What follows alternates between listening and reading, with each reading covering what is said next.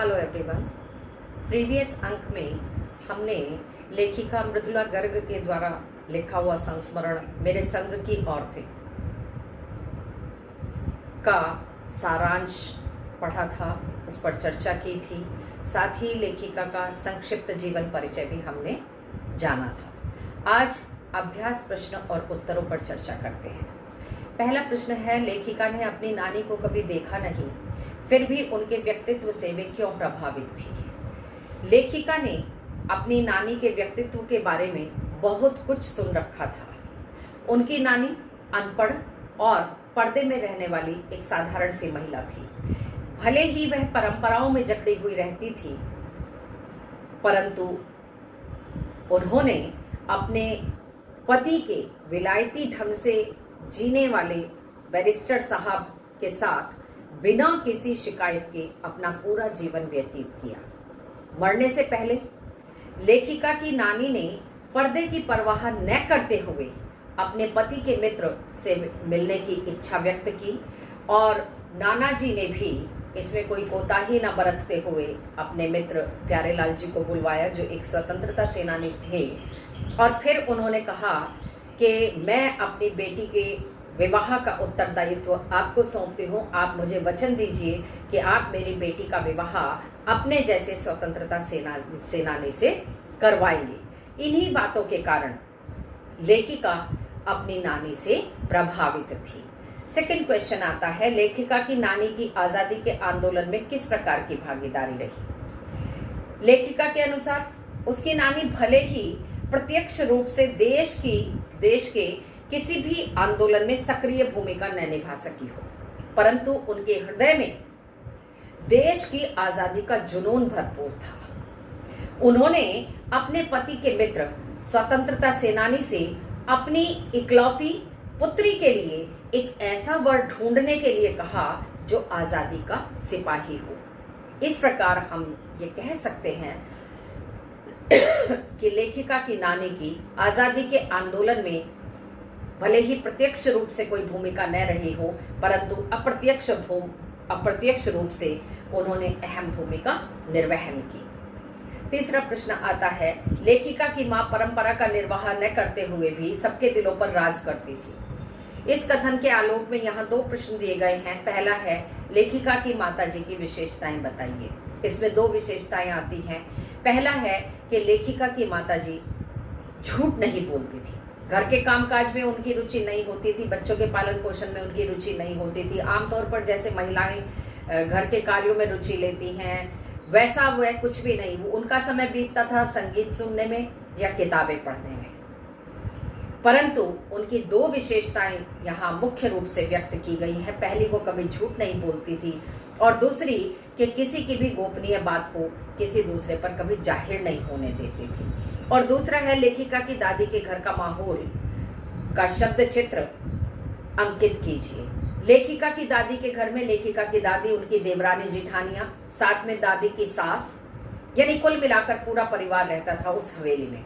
परंतु इतने सब होने के बाद भी उस घर में रहने वाले हर व्यक्ति का अपना व्यक्तिगत जीवन होता था।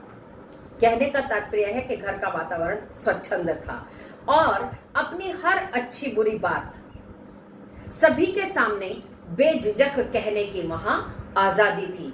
और यही मुख्य कारण था कि 5 भाई बहनों में से 4 भाई बहन इनके, मतलब 3 बहनें, 2 बहनों को छोड़कर 2 बहनें और 1 भाई लेखन में आए। घर का माहौल गांधीवादी था, सभी खादी के वस्त्र पहनते थे। और एक विशेष बात थी कि लेखिका की माताजी का घर में बहुत सम्मान किया जाता था और घर के हर छोटे बड़े कार्य में उनकी राय ली जाती थी। और केवल राय लेने तक सीमित नहीं होता था वो, बल्कि उस पर पूरा अमल भी किया जाता था। और एक और विशेष बात थी कि लेखिका की जो दादी थी वो कभी अपनी बहू को किसी भी तरह की तानाकशी नहीं करती थी, जबकि वो आम परंपरागत बहुओं की तरह व्यवहार नहीं करती थी। परंतु उसके बाद भी दादी की तरफ से कभी इस तरह का व्यवहार उनके साथ नहीं किया गया। नेक्स्ट क्वेश्चन है, आप अपनी कल्पना से लिखिए कि परदादी ने पतोहू के लिए पहले बच्चे के रूप में लड़की पैदा होने की मन्नत क्यों मांगी होगी। देखिए, परदादी लीक से हटकर चलने वाली महिला थी, जहां उस समय ऐसा वातावरण था कि सभी घरों में पहली संतान के रूप में बेटा हो। इनके घर में भी होते आए थे। तो इन्होंने, जब इनको ये पता चला कि पोते की वधू गर्भवती है, तो ये तुरंत भगवान जी के पास गई मंदिर में, और वहां जाकर भगवान जी से इन्होंने अपनी प्रार्थना की कि इस बार पहली संतान के रूप में बेटी होनी चाहिए। और नकुड़ गांव में ये बात भी पहले से प्रचलित थी कि दादी जी जो एक बार भगवान से आग्रह कर देती हैं, भगवान जी वो मान भी लेते हैं। और वास्तव में चूंकि दादी रोज मंदिर जाकर भगवान जी को याद दिलाती थी कि याद रखना, देखो मैंने क्या कहा है, बेटी होनी चाहिए। भगवान जी भी ऐसी अफरा तफरी में आए कि एक नहीं, दो नहीं, लगातार 4 कन्याएं धरती पर उतारी। 4 बहनें, 1 भाई थे। इनमें से 2 लेखन का कार्य नहीं करती थी बहनें, बाकी करते थे। और एक और अहम बात थी कि उस समय दादी जी लड़के और लड़की में किसी तरह का भेदभाव नहीं करती थी। यही कारण था कि इनके घर का वातावरण इतना स्वच्छंद था और ये सब लेखन में जा सके। नेक्स्ट क्वेश्चन है, डराने धमकाने, उपदेश देने या दबाव डालने की जगह सहजता से किसी को भी सही राह पर लाया जा सकता है। पाठ के आधार पर तर्क सहित उत्तर दीजिए। यह घटना उस समय की है जब एक दिन बारात में घर के सारे पुरुष गए हुए थे। रात को महिलाएं गा बजाकर रत जगा कर रही थीं और दादी शोर से बचने के लिए आज कमरा बदलकर दूसरे कमरे में लेट गई थी। चोर बदकिस्मत था, बेचारा दादी वाले कमरे की दीवार तोड़कर उस कमरे में घुस गया। बूढ़ी दादी थी, नींद भी कम आती थी, जरा सी आहट में नींद खुल जाती थी। दादी ने तुरंत कहा, कौन?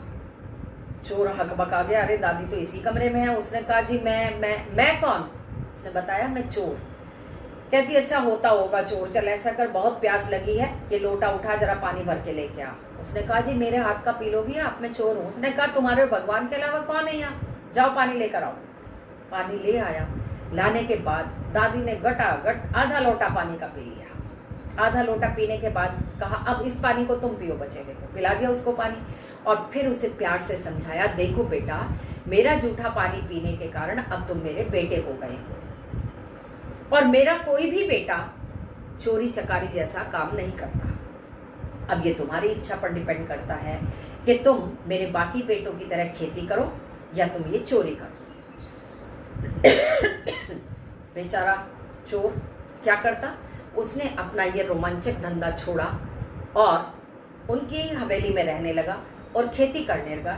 लेखिका जब बड़ी हुई तब लेखिका ने उस चोर को देखा तो बड़ा भला मानुष दिखाई देता था। ऐसा नहीं लगता था कि वास्तव में वो चोरी आदि करता होगा, इस तरह का काम कोई करता होगा। तो यहाँ तर्क से मैंने स्पष्ट कर दिया कि प्यार से कैसे सहजता से किसी को भी सही राह पर लाया जा सकता है, जैसे दादी ने किया।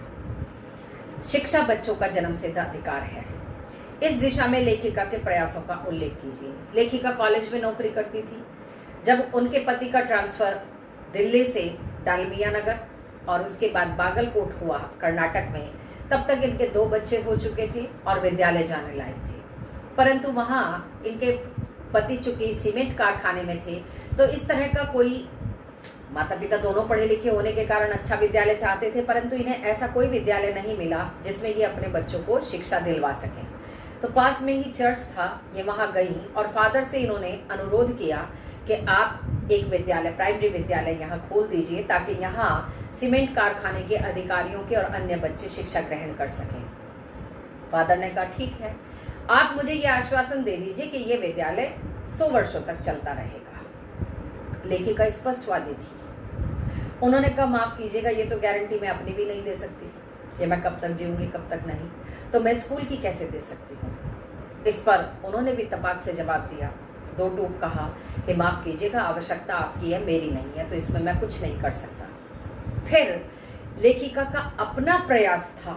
इन्होंने वहां के कुछ गणमान्य व्यक्तियों के साथ मिलकर एक 3 भाषाओं का विद्यालय खोला, प्राइमरी विद्यालय, जिसमें कन्नड़, अंग्रेजी और हिंदी भाषा पढ़ाई जाती थी और जिसमें इनके बच्चे और अन्य अधिकारियों के बच्चों ने शिक्षा ग्रहण की। और फिर वहां के बाद वो आगे 5th के बाद प्रसिद्ध विद्यालयों में उन्होंने आगे की शिक्षा ग्रहण की और कर्नाटक सरकार से इन्होंने इस विद्यालय को मान्यता भी दिलवाई। नेक्स्ट क्वेश्चन आता है, पाठ के आधार पर लिखिए कि जीवन में कैसे इंसानों को अधिक श्रद्धा भाव से देखा जाता है। सबसे पहले हम इसमें लेखिका की नानी को लेंगे, क्योंकि भले ही वो परंपरागत ढंग से जीती आई थी, परंतु देश के प्रति आजादी का जुनून उनमें कम नहीं था, जो उन्होंने अपनी बेटी का विवाह एक स्वतंत्रता सेनानी के साथ करवाकर प्रूव कर दिया, स्पष्ट कर दिया, प्रमाणित कर दिया। दूसरा, दादी को लेंगे, जो लीक से हटकर चलती थी, लड़के लड़की में भेदभाव नहीं करती थी और चोर को बड़ी सहजता से सही रास्ते पर ले आई थी। फिर लेखिका का जिक्र आता है, बीच में लेखिका की माताजी को ले लेते हैं। लेखिका की माताजी सत्यवादी थी और सबकी गोपनीय बातों को गुप्त ही रखती थी, कभी जाहिर नहीं होने देती थी। और चौथे नंबर पर लेखिका स्वयं आ जाती हैं, क्योंकि लेखिका ने अपने अकेली के प्रयासों के द्वारा बच्चों के लिए एक विद्यालय खोला, जिसे कर्नाटक सरकार से मान्यता भी दिलवाई। या एक और भी कार्य इन्होंने किया था, जब दिल्ली से ये डालमिया नगर बिहार में गई तो वहां राहत कोष के लिए धन इकट्ठा करने के लिए, चूंकि रंगमंच की दुनिया से ये जुड़ी हुई थी, इनका शौक था, तो वहां इन्होंने देखा कि लोग, महिलाएं और पुरुष, हस्बैंड वाइफ जो मूवीज आदि भी देखते हैं, वो अलग अलग समूहों में बैठकर देखते, एक साथ बैठकर नहीं देखते थे। परंतु वर्ष भर में इन्होंने इतना अधिक प्रयास किया कि वही महिलाएं दूसरे पुरुषों के साथ अभिनय करने के लिए तैयार हो गई। और जब तक ये वहां रहे, इन्होंने कई सारे नाटक किए, जिससे इन्होंने राहत कोष में पैसा भी जमा किया। अंतिम क्वेश्चन आता है, सच अकेलेपन का मजा ही कुछ और है।